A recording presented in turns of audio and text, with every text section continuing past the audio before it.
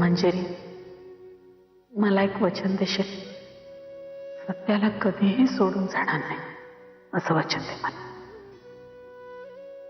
काहीही झालं, या घरावर तुमच्यावर कितीही संकट आली तरी त्या संकटांना तोंड देण्यासाठी सत्याच्या बरोबरीनं उभे राहशील. तसा मनातून तो घाबरलेला असतो आणि ते स्वतःपासूनही लपवण्यासाठी तो हे सगळं करतो. त्याची लहानपणापासूनची सवय आहे, मला माहिती आहे ना. तू शक्ती आहेस सत्यजितरावांशी, ते तुझ्याशिवाय नाही जगू शकणार. आणि तुलाही ते माहिती. मग तू असं का वागते? सत्यजितरावांच्या तापटपणामागे तुझ्याबद्दलचं अतोनात प्रेम आहे ना, ते परत मिळव. त्यांच्या मुलीला तिच्या बाबांचं प्रेम मिळू दे. तू त्या दोघांना वेगळं करू नकोस. हे पाप तुझ्या हातून घडू देऊ नकोस. म्हणजे माझ्या बाळाला जन्म दिल्यानंतर त्या क्षणी, त्या दिवशी माझ्या आणि माझ्या बाळाच्या आयुष्यातून निघून जायचं. पण काहीही झालं तरी माझ्या बाळाला त्याच्या वडिलांचं प्रेम मी नक्की मिळवून देणार.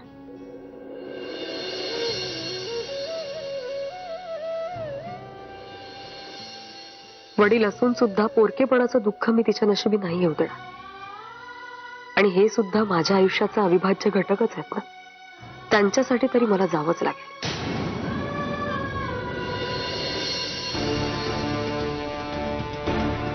सत्या, कुठे बाहेर चाललाय? माझ्या मुलीचा पत्ता या घरात बसून लागणार नाहीये ना आई. तुझ्या सुनेने एक मोठी कामगिरी सोपवली माझ्यावर, तीच पार पडायला चाललोय बाहेर. तुला शोधायला चाललायस, मला वाद नकोय. माझ्या नातीला आणि माझ्या सुनेला घेऊनच ये. तुला पुन्हा एकदा सांगतोय, तुझ्या सुनेशी मला काहीही कर्तव्य नाही. मी फक्त माझ्या मुलीला शोधायला चाललोय.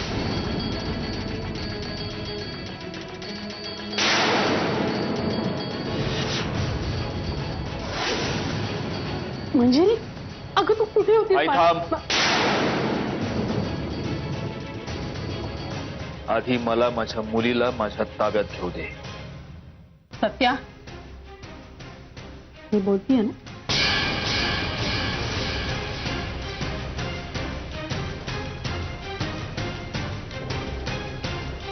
चल बाळा, आज चल थोडं खाऊन पिऊन घे.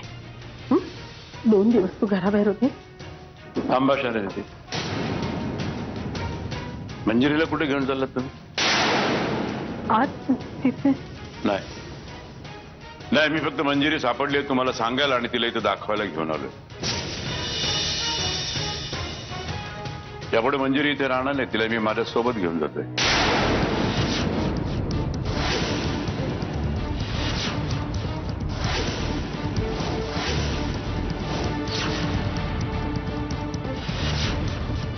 असं बोलू नका सरनाईक साहेब.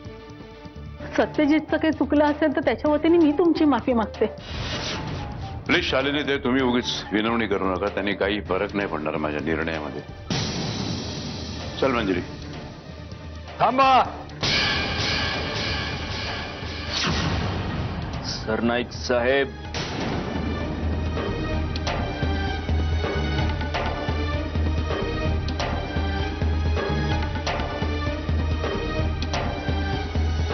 कुठं निघालात? ही तुमची मुलगी आहे. हिला घेऊन तुम्ही इथून कुठेही जाऊ शकता. तो सर्वस्वी तुमचा निर्णय आहे, माझं काहीच म्हणणं नाही. पण तुम्ही एक गोष्ट विसरताय सरनाईक साहेब. या क्षणी तुमच्या या मुलीच्या हातात माझी मुलगी आहे. माझ्या मुलीला तुम्ही इथून कुठेही घेऊन जाऊ शकत नाही. माझी नात आहे. असेल, पण मी तिचा बाप आहे. त्यामुळे तिच्यावर जास्त हक्क माझा आहे. आणि तुम्ही हिला इथून कुठेही घेऊन जाण्याच्या आधी हिला आधी माझ्या प्रश्नांची उत्तरं द्यावी लागतील. नाही, ती देणार नाही. मंजिरी कोणाच्या प्रश्नाला उत्तर द्यायला बांधील नाहीये. मी बाप आहे तिचा. आणि मी हे तुम्हाला सांगतो की तिच्याशी असलेल्या आवाजामध्ये बोलायचं अजिबात काम नाहीये. मला चालणार नाही, मी अजिबात खपवून घेणार नाही. तुम्हाला काय चालेल आणि काय चालणार नाही हे तुम्हाला कोणीच विचारत नाहीये सरनाईक साहेब. इथं कोणालाही त्याची पडलेली नाहीये. काल तुम्ही इथे येऊन सांगत होतात ना, माझ्या मुलीला काय त्रास सहन करावा लागला तो कळतोय मला.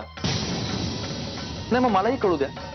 सांगा ना, काय त्रास सहन करावा लागलाय तुमच्या मुलीला? असा काय छळ झालाय तिचा या घरात? आणि जेव्हा ती माझं 2 दिवसाचं बाळ घेऊन तिच्या त्या याराबरोबर पळून गेली होती तेव्हा नव्हता झाला त्रास?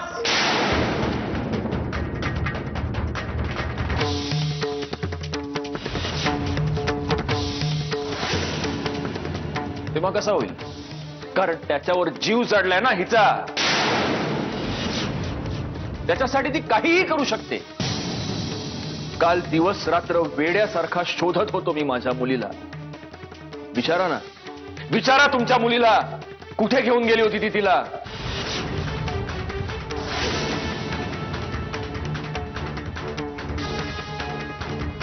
तुमच्या मुलीनं माझा जो विश्वासघात केलाय त्याबद्दल जर मी बोलायचं ठरवलं ना सरनाईक साहेब, तर आजचा दिवस पुरणार नाही.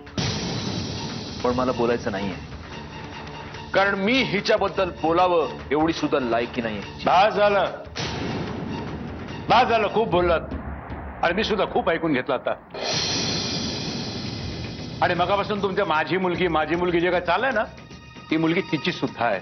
माझ्या मुलीचा या बाईशी काहीही संबंध नाही. सत्यजित, बस. आता माझ्या घरात फक्त माझा आवाज चढणार. विचारत होतात ना तुम्ही मला हॉस्पिटलमध्ये, काय चूक आहे माझ्या मुलीची?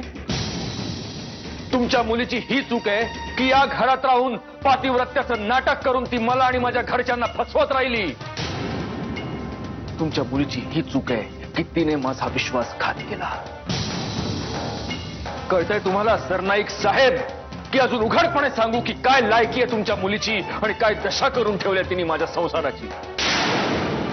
तुम्ही आता जे काय बोललात ना, तो तुमचा दृष्टिकोन झाला. याआधी तुमच्या शब्दावरती विश्वास ठेवून मी माझ्या मुलीवरती अविश्वास दाखवला होता.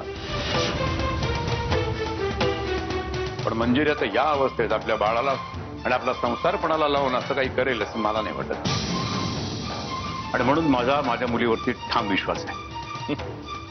तुम्ही तिचे बाप आहात हो, त्यामुळे तिच्यावर विश्वास ठेवणं हा तुमचा नाईलाज आहे. पण माझी तशी कुठलीच लाचारी नाही. त्याची गप्पा पाहिजे. सरनाईक साहेब, आपण शांतपणे बोलूया ना. अहो, सगळी आपलीच माणसं आहेत. नाही शालिंदी, नाही. हे असलं आपली माणसं आतापर्यंत खूप ऐकलं मी, खूप ऐकलं. नो, माझ्या मुलीला यांनी तुमच्या मुलांनीच पर्क केलेलं आहे. यापुढे माझ्या मुलीचा अपमान मी सहन करणार नाही. माझी मुलगी इथे राहणार नाही. तिला या अशा परिस्थितीत या नरकात सोडून मी जाणार नाही. तुमच्या मुलीसाठी ते स्वर्गच उभा केला होता हो. तुमच्या मुलीनं त्या स्वर्गाचा नरक केला स्वतःच्या कर्मानं. सत्या, मी हात जोडते तुझ्या पुढे, जरा गप्पा पाहिजे ना. आई, या माणसाच्या मुलीनं माती खाल्ली आणि हे वर आपल्याला येऊन धमकावतायत. सरनाईक साहेब, माझी विनंती आहे तुम्हाला, प्लीज मंजिरीला नका घेऊन जाऊ. नाही शालिनीताई, एवढं सोडून दुसरं काहीही बोला. एवढेच उपकार करा माझ्यावर, नका तिला घेऊन जाऊ. अहो, ती लक्ष्मी आहे या घरची. माझ्यावर विश्वास आहे ना तुमचा? अहो, मी आहे, आमच्या सासूबाई आहेत, आम्ही काळजी घेऊ ना तिची. मी तुम्हाला तक्रार करायला जागा ठेवणार नाही. माझा शब्द आहे तुम्हाला. मी पाय धरते तुमचे. आई, खबरदार, खबरदार, तोंडातून एक शब्द जरी काढशील तरी. जा तुझ्या खोलीत, जा. शालिनीताई, प्लीज प्लीज, हा असला वेडेपणा करू नका प्लीज. ठीक आहे, फक्त तुमच्या शब्दाखातर मी माझा निर्णय बदलतो. पण मी इथे रोज येत जाईन माझ्या मुलीची चौकशी करायला. आणि प्लीज माझ्या निर्णयाचा फेरविचार करण्याची पाळी माझ्यावरती आणू नका. नाही, ती वेळ मी येऊच देणार नाही.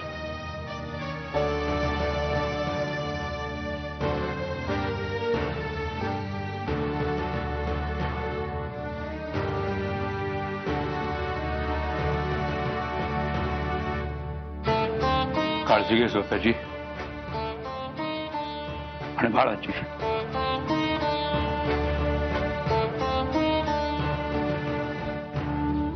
काळजी घे.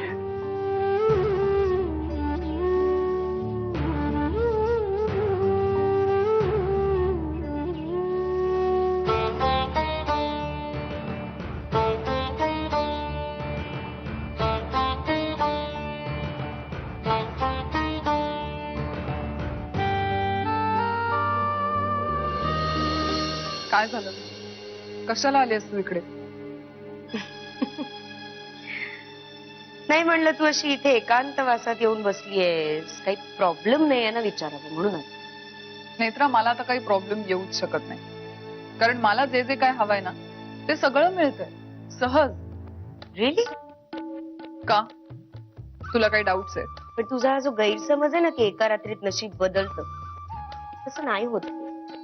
आणि तुझ्या बाबतीत तर नाहीच नाही. एका रात्रीत काय 7 जन्मात तुझं नशीब बदलणार नाही. म्हणजे नेत्रा, संदर्भाशिवाय टोमणे मारायची सवयच आहे तुला. तसं जर करत असशील ना तर प्लीज इकडनं निघून जा. माझ्या सगळ्या सवयी तुला खूप चांगल्या माहिती आहेत प्रिया. उगाच नाही येणार ना. पण म्हणलं तुला दुखवायच्या आधी तुझ्या मनाची थोडीशी तयारी करा. नेत्रा, प्लीज स्पष्ट बोल. आता काहीही ऐकायची मनाची तयारी आहे माझी, त्यामुळे बोल. आपल्या दोघींच्या लाडक्या मंजिरी बहिणी या घरात परत आल्या.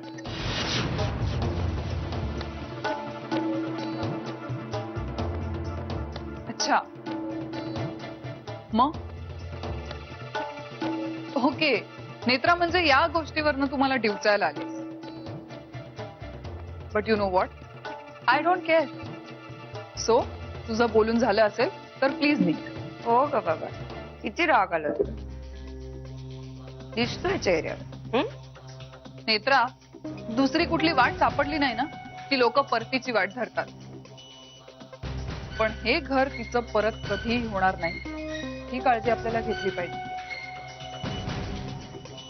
नाहीतरी आपल्याला काहीतरी टाइमपास लागतोच ना. आपण थोडी मजा घेऊ आणि तिलाही थोडी दाखवू. हलकटपणाचा ना कळच आहे. हे वाक्यही बोलायचा कंटाळा आला आता. ते तर मी आहे.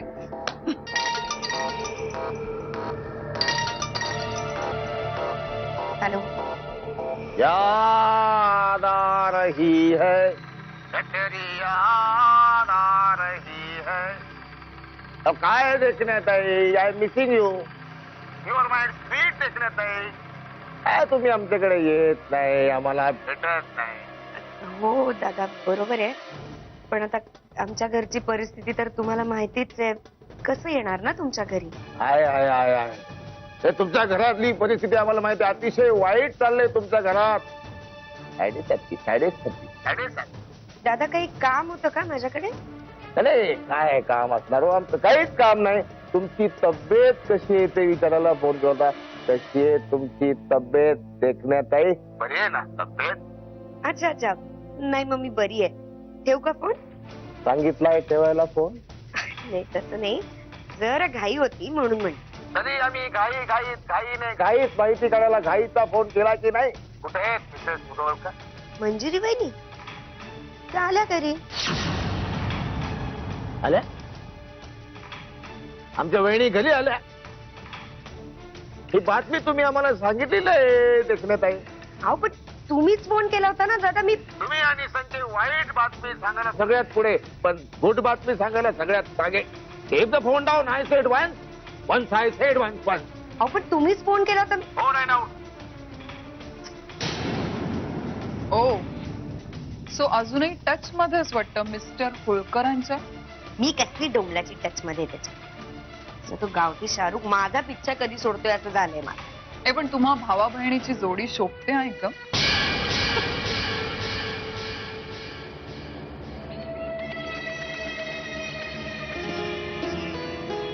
नाही हो देखण्यात आहे. तुम याद ना आया करो, याद आने पहले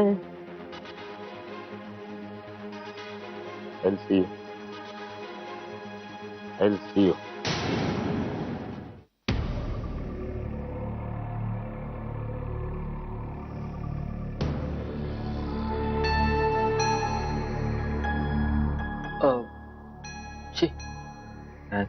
हो गौरांग राजे, आपल्या येरझाऱ्या घालून टेन्शन घेऊन काही होणार नाहीये. बसा खाली. आल्या ना मंजिरी बहिणी परत, बाळा सकट सुखरूप घरी आले. काय विचार करून ते एवढ्याशा पोराला घेऊन पळून गेली ती बाई, काय माहिती. एक कप तू दगड आहे. हे, माझी बायको दगड आहे ते माहितीये मला. मंजिरी वहिनी तुझ्यासारखे नाही आहेत नेत्रा, सरळ आहेत. खूप काळजी वाटते मला त्यांची. नेत्रा, मला आहे ना, मला सगळं आधीसारखं हवं. हो होणार ना, सगळं पूर्वीसारखं होणार. परत पूर्वीसारखे सत्यजित दादा चिडणार, मंजिरी वहिनीची भांडणार, त्यांच्या अंगावर ओरडणार. मंजिरी वहिनी दिवसभर मुळू रडत बसणार. सगळं पूर्वीसारखंच होणार आहे. कसं आहे ना गौरा, सत्यजित दादा आणि मंजिरी वहिनी यांचा जो काही डेली सोप चाललाय ना घरात, त्यांनी जरा ट्रॅक सोडला होता इतके दिवस. आता परत आलाय तो ओरिजिनल ट्रॅक. हे मधलं सगळं आनंदी वातावरण वगैरे दिखावा होता, पण तसं काही नाहीये. सत्यजित आता असं नाही वागू शकत. अगं, एवढा चांगला सोन्यासारखा संसार आहे त्याचा, तो असा बेजबाबदारपणे नाही वागू शकत. अगं, मंजिरी वहिनी शांत आहेत, सरळ आहेत, म्हणून नाही, कोणीतरी त्याला याचा जाब विचारलाच पाहिजे. आणि मी भाऊ आहे त्याचा, मीच त्याला जाब विचारणार आहे. ए बाबा, तुला काय परत गोव्याला जायचे डोळे लागलेत का? रस्त्यावर राहायचंय परत? स्वतःच सावरता येत नाही, दुसऱ्याच्या फाटक्यात पाय घालायची सवय आहे तुम्हाला. मुधोळकरांचं ना मला काही कळतच नाही. एक तू आणि दुसऱ्या त्या चारूवाला. मग काय करू? शांतपणे सगळे तमाशे बघत राहू का? नाही नाही नाही नाही, जा ना, सत्यजित दादांकडे जा, त्यांच्या समोर उभा राहा आणि म्हण, आ बेल मुझे मार. आधी स्वतःचे प्रॉब्लेम सॉल्व्ह करायला शिक, कळलं ना? आणि मग जाऊन दुसऱ्यांच्या प्रॉब्लेम्स मध्ये डोकं घाल. आणि एक गोष्ट स्पष्ट सांगते, आत्ता घरात जे काही चाललंय ना, ते उघड्या डोळ्यांनी बघत राहण्याशिवाय आपण काहीही करू शकत नाही. हे लक्षात घे प्लीज. ए, तू मला शहाणपणा शिकवू नकोस. मला जे योग्य वाटतं ना, तेच करीन मी. कर, पण जाऊन सत्यजित दादांना बोलायच्या आधी स्वतःची बॅग भर आणि बॅग घेऊनच जा त्यांच्या रूम मध्ये. कारण तू जाऊन त्यांना शहाणपणा शिकवायला लागलास ना, की ते तुला तडक घराच्या बाहेर काढ. आणि तू एकटा घराच्या बाहेर जा. मी या घराच्या बाहेर जाणार नाही, कळलं ना? जे काय करशील ते एकटा कर. जा जा ना, कसली वाट बघतोयस आता?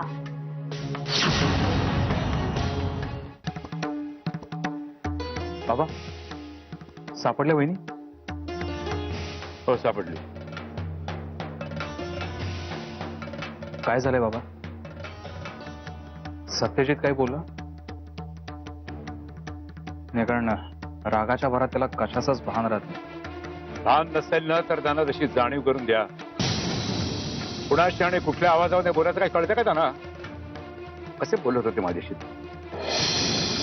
काही साथ नंबर ठेवलं नव्हतं. तो संतापला ना, की असंच वाटतो. संताप मला सुद्धा येतो.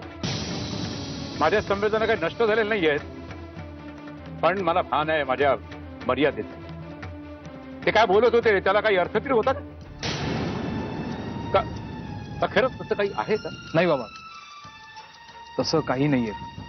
तो सत्यजितच्या मनातला भ्रम असेल. अहो, यापूर्वी त्याने असाच गैरसमज करून घेतला होता, जो कधी काही तुम्ही स्वतःच्या मनात बाळगून होता बाबा. आणि हाच त्याच्या मनातला गैरसमज आपल्याला दूर करायचा. अहो, तरच सगळं काही सुरळीत होईल. थोडा व्यंगराव, आता सुरळीत काही होत नसतं. सुरळीत काही होत नसतं. आणि आता सत्यजितरावांचं हे बोलणं ऐकून तर माझ्या मनातली उरली आशा सुद्धा आता नाहीशी झाली. नाही बाबा, प्लीज प्लीज असं चुकूनही बोलू नका. मनाने वाईट नाहीये सत्यजित. बाबा, त्याचं मंजिरी वहिनींवरती असलेलं प्रेम हे एकतर मंजिरी वहिनीनं ठाऊक आहे आणि दुसरं मला, कारण त्यांच्या प्रेमाचा साक्षीदार आहे. आणि मला सांगा, तुमचं तुमच्या मुलीवर एवढं प्रेम असूनही तुमचा गैरसमज होऊ शकतो. तर सत्यजितचा नाही होऊ शकत. अहो पॉझिटिव्ह असणं हे देखील एक प्रकारचं अमाप प्रेमच आहे ना. कुठल्या गोष्टीचा अतिरेक हा वाईटच. म्हणूनच सांगतो बाबा, हे सगळं प्रकरण आपल्याला खूप सामंजस्याने हाताळावं लागेल. असं चिडून काहीच होणार नाही. ढेंगराव, यावेळेस मी फक्त तुमच्या आणि शालेने त्यांच्या विश्वासावरती गप्प राहिलोय. पण माझ्या मुलीला या घरामध्ये जरा जरी त्रास झाला ना, लक्ष देऊ नये का, जरा जरी त्रास झाला ना तरी सुद्धा मी तिला एक क्षणभर इथे ठेवणार नाही. ताबडतोब माझ्या बरोबर घेऊन जाईन तिला मी. मग जर कोणी मध्ये आलं ना तरी माझा निर्णय ठाम असेल.